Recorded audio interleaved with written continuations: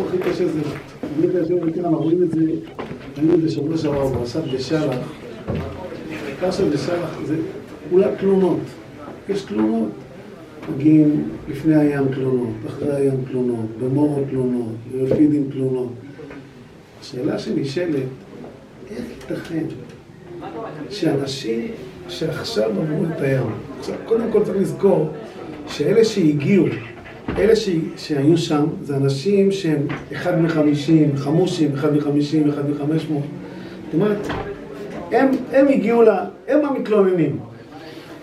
איך ייתכן שאנשים האליטה. האליטה. איך ייתכן אנשים שלפני רגע ראו את הדברים הכי גדולים בעולם, והם הצליחו, עמדו בכל הניסיונות ועברו את מכת חושך ויצאו ממצרים, עכשיו הם יוצאים ממצרים, עוברים את הים, רק עוברים את הים, ואלוהינו. איך ייתכן? לכאורה, כל אחד בטוח, כל מי שנמצא כאן בטוח, שאם הוא היה יוצא ממצרים, הוא היה בצד שיוצאים, נכון? אנחנו משוכנעים, אנחנו הרי... אנחנו בצד... זאת אומרת, ברור לנו שאנחנו היינו יוצאים. אבל למעשה, מי שמתבונן, ברור שלא. בגלל שעובדה שהאנשים הכי גדולים שעמדו בניסיונות הכי גדולים, כל רגע מתלוננים, כל רגע הם נופלים. איך ייתכן? ומה שעוד רואים בסוף הפרשה, בסוף פרשת בשלח, אנחנו רואים בידי משה כבדים. בידי משה כבדים. ותמכו אותו אהרון מפה וחור מפה. והיה, הוא שואל את המשנה, ידעו שלא ישעס עצמו, ואת המשנה, בזמן שהיו מסתכלים כלפי מעלה. אז אני שואל שאלה. אז הוא מרים את היד בגובר ישראל. הוא מוריד את היד בגובר המולק. מה הולך פה? לכאורה, אתה מרים את היד, זה צריך להחזיק כמו שיחה בישיבה לפחות, עד מיירים. אבל יש לזה כמה דקות. פה רואים את היסוד עצום, היסוד. אנחנו רואים שאמונה בקדוש ברוך הוא, אמונה בקדוש ברוך הוא זה דבר שנעלם אחרי שנייה. זאת אומרת, גם אם אדם רואה את הדבר, מה אנחנו חושבים? אם אנחנו היינו רואים חלקיק מהדברים האלה, שהיום הופך לדם וצפרדע וכינים, זאת אומרת, מה, אם הוא... וכאן אנחנו רואים כאן, אנחנו רואים, אני מציע, תטפל בזה כמשהו, מישהו מתקשר. אנחנו רואים כאן דבר עצום, אנחנו רואים כאן יסוד, שהוא יסוד קריטי, שאמונה זה דבר שזה, אולי אפשר לדמות את זה לגז. זה דבר שעובד לרגע, אחרי רגע, כלא היה. זה פשוט נעלם, אין כלום, אין זכר. אבל ראיתי אתמול, נכון? גם אנחנו ראינו פה, היה מלחמה, הייתה מלחמה, שמוח לא יכול לדמיין את הניסים שלהם. מוח לא יכול לדמיין. סיפר לי אברך שהילדים שלו הלכו על שטיחים של זכוכית והם לא נשרטו. ובכלל, אני עברתי בבני ברק, היה מקום שנפל לי איזה משהו, לא ממש לא זה, אבל ראו, יש 6 דירות, ושתי דירות למעלה שלמות, דירה אחת פה שלמה, 2 דירות, סליחה, למעלה הכל הרוס, בצד הכל הרוס, פה הרוס, ופה יש דירה אחת באמצע, ששלב בתריס לא נפל. כאילו שלמה, לא יודע מה, היה שבת בדיוק, לא יכלתי, אבל זה המציאות. אתה רואה דבר, אתה רואה חורבן מוחלט, ואתה רואה אתה רואה בית הרוס, ואתה רואה דירה שלא נפל בשלב. עכשיו, גם אם מישהו היה יושב וכותב את הניסים, אז זה מוח לא יכול לדמיין. והנה, היינו שם, ראינו את זה במו עינינו. קרה לנו משהו, כאילו, מה, הפכנו שום דבר. אתה רואה בן אדם, שוב למחרת, הוא אומר, כן, שמע, ברור, ניסים, אז מה, אז דיברת פחות לא שום, לא בגלל זה. כאילו, זה ממש בדיוק אותו דבר. הרי אנחנו בחיים שלנו רואים דברים שהם ברור שהם דברים עצומים, אבל אני חושב שהרוב המוחלט של כל מי שעבר את זה, פחות או יותר, לא יכול להיות שהוא לא, חלילה, אבל אני אומר, לא, זה לא משהו שכמו שנדמה לנו, שאם היינו רואים איזה משהו, מה זאת אומרת, הייתי קם בבוקר, ב-4 כבר לא הייתי נרדם מההתרגשות של התפילין, רואים אותי, ברור מהעשור הראשונים, ראיתי כל כולי אש להבה. גרוניסט אפשר להגיד. וזה פלא גדול מאוד, זה פלא גדול, הרי זה ממש... זה מדהים כמה הדבר הזה, כמה אדם מרמה את עצמו. וכמה נדמה לנו שאנחנו... ומי שמדבר קצת על האורי חזקאל, על אמונה, זה רב חזקאל אמר כל השנים, כל השיחות שלו אמר, אנחנו מרמים את עצמנו, אין לנו שום קשר לאמונה. נסעתי ברכב, אמרתי לעצמי, ברכב יש מד. יש מד של דלק, נכון? אז אתה שואל את עצמך, איך היה, אם בן אדם, נניח, מד דלק לא עובד, אם נניח למשל, מד הדלק לא עובד, אז כל רגע אתה חושב שאתה תתקע, נכון? הוא נתן שהמציאו כזה דבר, אתה נוסע רגוע, כן? האדם, הקדוש ברוך הוא נתן לנו כל מיני דברים שיכולים לספר לנו האם אנחנו שייכים לדבר הזה שנקרא אמונה בהשם. הקדוש ברוך הוא נתן בנו. מה זה הדבר הזה? הדבר הזה זה שאם אדם, חויבזל בסומר, זה נקרא מנוחת נפש הבטח. זאת אומרת, אדם צריך לבחון את עצמו, אדם יכול לשאול את עצמו, לדעת איפה הוא עומד. אם אתה מוטרד, אם אתה מודאג, אם אתה מפחד, זה מה שחסר לך. סע לתחנת הדלק הקרובה, חוות הלבבות, פינת שער הביטחון. תדלק אמונה. משהו פה חסר לך. אם אתה מוטרד, אתה במוח שלך רצים מה יהיה, מה הולך להיות, איך אני אחתן, כל מיני שטויות מהסוג הזה. אז תדע לך שזה כמו ממש נורא ברכב שמצביע מה אתה קרה. אם אתה מודאג, אתה מפחד, אתה חושש, מה יהיה? השכן הזה, יבנו פה, יעשו פה, יהיה, לא ימצא חניות. תדע לך, יש לך עבודה.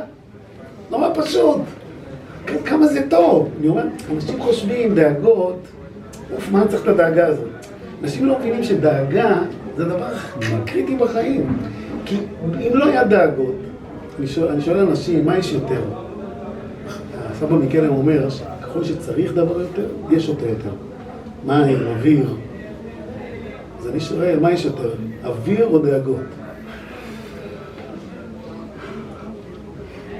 לא נעים, אבל כנראה דאגות יותר.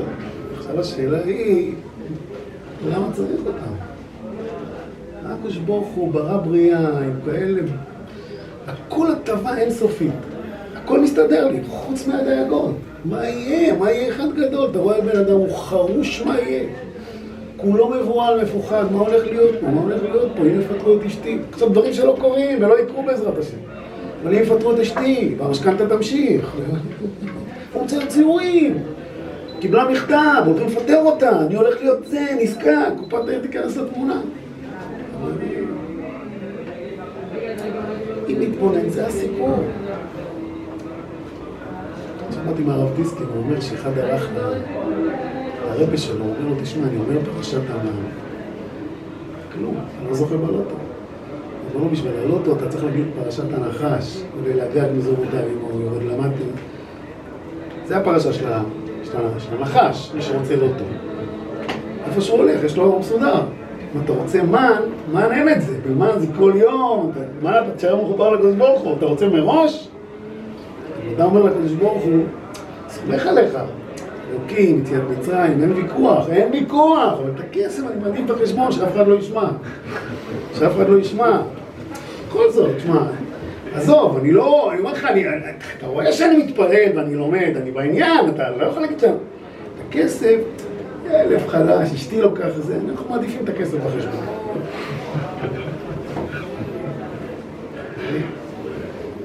חברים, הצחקתם?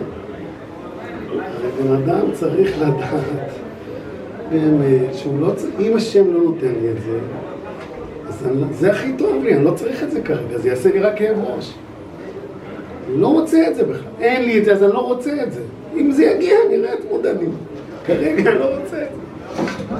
רק ברוך הוא רוצה לתת לנו, אבל מה הבעיה? שברגע שיש לי כסף, אני סומך על הכסף, זה ברור. אם יש לי כסף, אני סומך על הכסף, אין שום בעיה, יש לי כסף בחשבון, אין שום בעיה. אני אפנה לקדוש ברוך הוא אם תהיה בעיה, אני מתקשר, אין בעיה. אני בעד. אבל בוא נגיד את הכסף בבנק, זה מרגיע אותי, נתפלל אחרת, הכל נראה אחרת, שמע. כסף בבנק. פחד, פחד.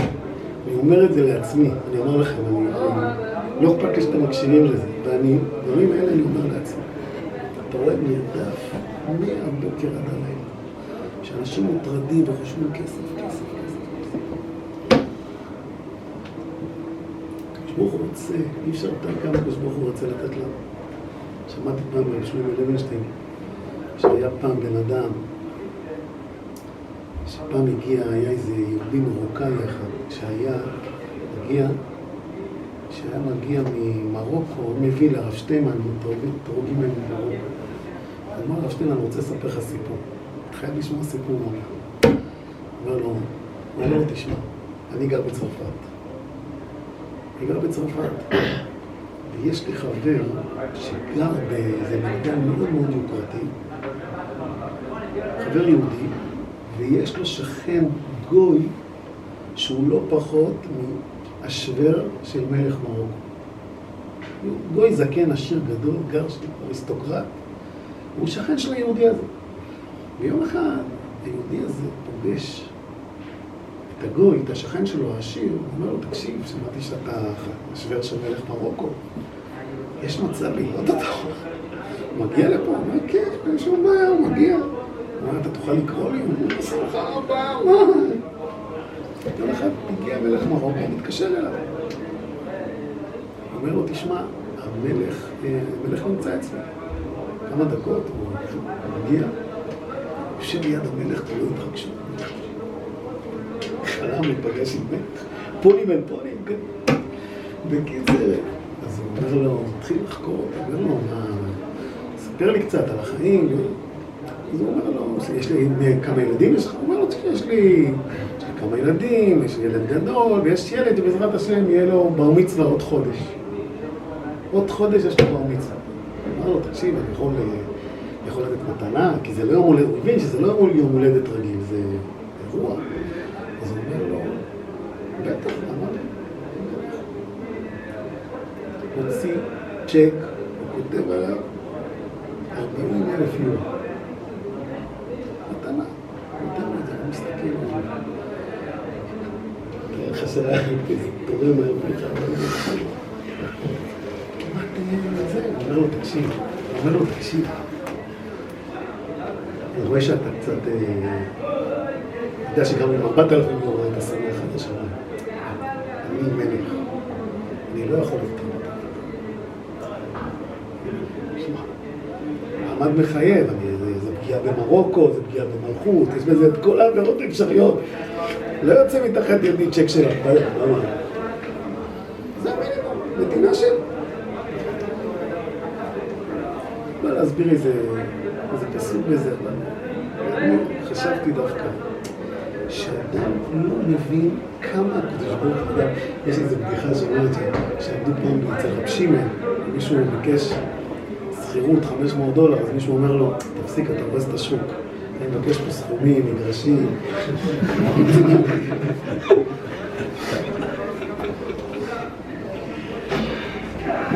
אומר שאדם, בא לקדוש ברוך הוא אומר לו, תשמע, תסדר לי 75 שקל עבד הבית, אין לו את המחיר. אם אדם היה טיפה מתבונן, היה מבין מה זה הקדוש ברוך הוא, וכמה הוא גדול, וכמה הוא קרוב אלינו, כמה אנחנו רחוקים מזה. הגישה שלנו היא כל כך בוסר עני. אתה בא למישהו, יש לו מיליונר, יש לו למטה אוטו שעולה 2 מיליון שקל, פתאום בא בן אדם, לוקח בנוראת קבע של 100 שקל. תגיד, אתה משוגע. אדוני, צריך לקיים בו. איזה מצווה אפשר לקיים בגביר הזה. כמו אותו דבר, בן אדם, בא לקדוש ברוך הוא בא עם גישה כל כך שמראה שהוא לא מבין עם מי הוא מדבר. עכשיו אתה כמלך בשר ודם. 40,000 יורו, כאילו, מלך בשר ודם, כי זה לא נעים לו. כי זה פוגע במלכות. האדם אם היה מבין כמה הקדוש ברוך הוא רוצה לתת לנו. כמה הקדוש ברוך הוא רוצה לתת לנו. כמה אנחנו רואים בגישה קטנה, כמה אנחנו רחוקים. אדם לא יכול להבין את זה, יש איזה המדרש שהוא מנסה להמחיש כמה השם קרוב. הרי מוח לא יכול לדמיין, הבריאה, אנחנו לא יודעים מה זה העולם. קוראים לזה היקום הנצפה 100 מיליארד שנות אור. אי אפשר לדעת מה זה. אבל המרחק בינינו לשמש זה 8 דקות. השמש היא 150 מיליון קילומטר מכדור הארץ. 150 מיליון קילומטר זה 8 דקות. האור עושה בשנייה 300,000 קילומטר. הבריאה שהשם ברא זה 100 מיליארד שנות אור. תמיד אני שואל את עצמי, למה הקדוש ברוך הוא הביא את כל הפרויקט הזה? יכול לברוא אותנו בתוך פקק של קוקה קולה והיינו מרגישים אותו דבר. חיידקים, עם טסלות, עם כל השטויות. הקדוש ברוך הוא יורים כזה פרויקט. זה פשוט, הפסוקים אומרים. השמיים מספרים קורות כאל, תתבונן ותבין אם יש לך עשר. אני אומר שכדור הארץ בחלל הוא 1 חלקי מיליארדים מחיידק. על החיידק הזה גרים 8 מיליארד חיידקים שמנסים לעשות סיבובים. שכל אחד בטוח שהוא ימציא את העולם. אם האדם היה טיפה, שמים מרום אליכם, לדעתי, מתבונן טיפה, כמה אנחנו לא מבינים שום דבר. כמה האדם יכול, החיידקון הזה יכול אונליין לדבר עם מלך העולם מהבוקר עד הלילה. כמו שאומר הרמח"ל, בראה הוא מקשיב לו. אדם צריך... אתה מדבר, החיידק הזה קיבל זכות לדבר עם בורא עולם מהבוקר עד הלילה. יכול לדבר איתו. אדם מדבר עם השם, מלך העולם. כמה זוכים להתרגש, תפילה, להסתודד עם מלך העולם. הנה, אדם מתבונן. אני אומר שאחרי 120 אדם מגיע לשמיים. אומר לו שלום, אתה רוצה לשמוע את השיחות שלך עם מלך העולם? אז הוא אומר, בטח. הוא אומר לו, תשמע, היה לך הרבה שיחות, תנסה לכוון אותם. אז הוא חושב ככה. כשהייתי מסודר, בקושי דיברנו. היה מסודר. עכשיו, איפה הוא מחפש את השיחות? הוא אומר, פעם אשתי לא הרגישה טוב, היה איזה בעיה, הרופא עשה איזה פרצוף, שם בסביבה הזאת יש איזו תפילה ששווה, שראויה להקלטה. אז הוא מחפש מכל התפילות שהיו לו בחיים, כמה אירועים שסבתא שלו לא הרגישה טוב, אבא שלו לא הרגיש טוב. שם הוא מחפש את השיחות שלהם, כי היתר הם... עדיף לא לדבר. זאת אומרת, לנו נדמה, אנחנו חיים באשליה שהקדוש ברוך הוא ברא עולם. יש בעיות ויש תפילות לפתור את הבעיות. נכון? יש בעיות. הקדוש ברוך הוא המציא תפילה. ואתה יכול למחוק את הבעיה. זה רוב. זה מובנה בתוכנה שלנו. יש בעיה פה איזה. אם אין בעיה, כאילו מה... באמת זה טוב. הקדוש ברוך הוא רוצה לחלץ מאדם תפילה. והדרך לחלץ מהטמבל הזה תפילה, זה על ידי שאתה מסובב לו את היד. אבל אם היית יודע לעשות את זה בלי הסיבוב הזה, אתה חוסך את זה. פשוט, אם היית יודע להתפלל בלי בעיה, כאילו יש בעיה. ואותו דבר גם להודות. התכלית של הבריאה זה להודות. רבון הצקר המצווה שנה מבריאכנו, ונוידע לו שברון. התכלית של הכל זה שנודה לו. אגב, למה צריך את זה? אז ברוך הוא צריך שנודה לו? למה צריך להודות? מה, הוא איזה מישהו שנפגע אם לא אומרים לו שכח? למה כמה? חשבתם פעם? למה זה כזה קריטי להודות?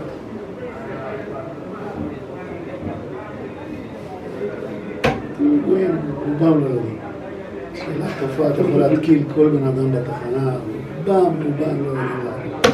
חזקה, בונה, הרב התקיל אותי. קרה באמת, לא? מה? קרה באמת. כמה באמת? אז אתה מכיר באמת.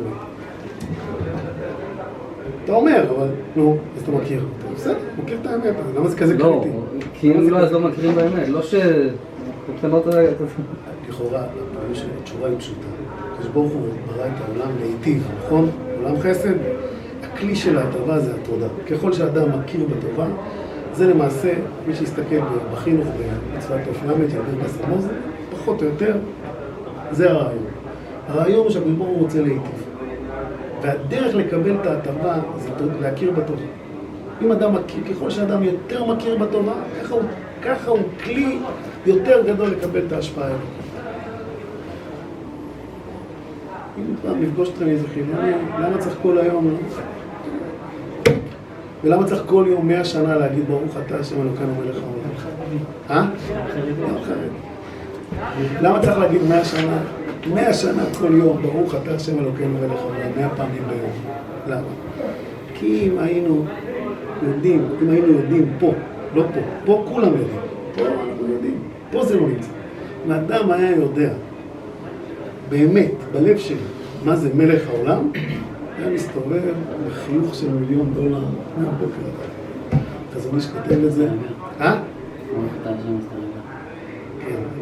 אמרתי שהיה צריך להיות כתוב ברוך אתה השם, אז תירגע, אחר כך להמשיך מלך העולם. מה שעשיתי זה הפסקה. אבל חזון איש כותב, כאשר זכה שכל האדם, כאשר זכה שכל האדם לראות אמיתת מציאותו, מיד הוא מתמלא שמחת גיל אין קץ. בעצם הידיעה, אתה יודע שיש בורא לעולם, זה עסק מנועה, אין כאן שום שכן שזורק טיטולים כדי לעצבן אותך, אין כאן אף אחד שיתלבש עליך, זה עם הקונגו שעושה כבר שיפוץ 3 חודשים על האוזן שלי, זה בורא עולם, הוא לא עושה את זה לרעתך, הוא עושה את זה לטובתך, ואין לך מה להתעצבן, ואל תחשוב איך אתה, זה לא יעזור לך, אם זה מה שאתה צריך לאכול, תאכל את זה בשמחה, כל קונגו. לא מתכוון לאף אחד. לא מתכוון לאף אחד. אז בשונה פה בקריאת ספר, אין חיה כזאת. תראי עם סייעתא דשמיא. כמה זה לא פשוט. כמה הדבר הפשוט, הבסיסי הזה. כמה זה לא פשוט. כמה אדם צריך למצוא את זה. כמה תבינו, מי שיש לו את זה חי בגן עדן. ומי שאין לו את זה חי בגיהנום, זה לא מסובך. אם אדם רוצה לדעת מה זה גן עדן, מה זה גיהנום, זה הסיפור. זה פשוט זה, אדם שכל היום סובל, ודפק אותו, והוא זה, והשוטר הזה, וכל הצרות שלו, וכולם פוגעים בו, וכולם רודפים אחריו, והוא בום בום בום בום, צריך לעשות מערכת הגנה, טילים שיורים עליו מהבוקר עד הערב. הוא חי בגיהנום, מסכן. גם המצב הבריאותי שלו בטח לא פשוט, הוא צריך לבדוק את זה, כי זה פשוט, הלב לא בנוי לאירועים מהבוקר עד הערב, בומים כאלה. אוי ויבי, אוי ויבי, אוי ויבי. לצערנו הרב, הרבה מאוד אנשים סובלים. אבל מי שזוכה, הוא יודע שהשם מנהל את העולם, והקונגו הזה, והקדוש ברוך הוא עושה את זה כדי להציל אותי, הוא עושה את זה לטובתי. אני לא אומר לך, אתה משתדל, מותר לך, אבל כל עוד שזה קורה, תקבל את זה באהבה, תגיד מזמור לתודה. תגיד, השם, אני מודה לך כי אני בטוח שאתה עושה לי חסדים, תן לי שכל רק להבין, תן לי שכל להבין. זה פחות או יותר, אמרתי לכם, איזו סקיצה שפחות או יותר משהו, איזה מבנה, אני חושב על הבסיס הזה, מי שיוצא את זה מאוד, שישקיע בזה, יגיע לזה. אבל צריך לדעת דבר אחד, זה לא משהו שאתה לומד פעם בשנה, חוי בסלבו בשער הביטחון, ואתה יכול לשים וי. האנשים הכי גדולים, יש להם כל רגע ניסיון, והצ'ק הזה מוגש בפירעון אלפי פעמים ביום, ורוב הפעמים הוא חוזר חסר כסף. אדם שרוצה להיות שייך לזה, הוא צריך לדעת שהוא חייב לקחת את זה, כי בלי זה אין לך. יש ברוך הוא יזכר אותנו שנהיה שייך לו הדברים.